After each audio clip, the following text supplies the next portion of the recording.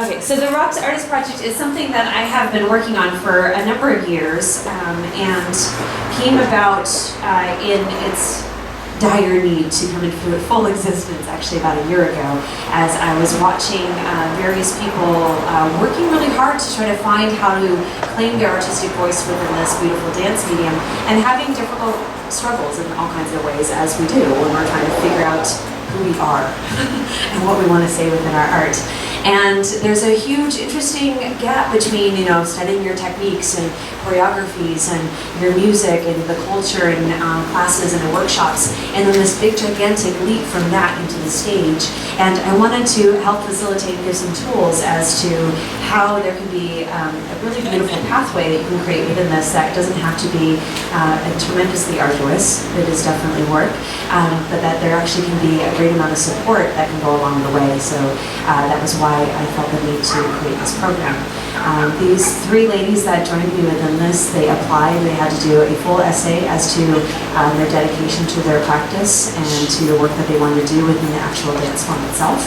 And from there, they were selected actually to partake in the last 12 weeks of very intensive training, not only within techniques and the actual classes that we're doing within the studio as well, but then once a week we'd actually get together and dive into the gremlins that happen within our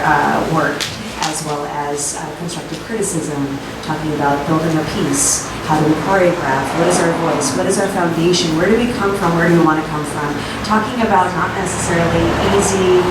simple topics, and getting a chance to really dive in those together as a group.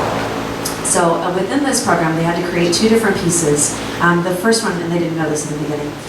the first one that they created was completely of their own interest. So they got to choose something that was deep and meaningful to them, that was basically coming from the strengths of which they wanted to pull from, so their comfort zone, right? As well as obviously push that more, so within the strength that they can have and that they can show and showcase within each event. The second piece, I then gave them an assignment to push them not only outside of their comfort zone, but to plant a little seed as to something to help foster that in their work.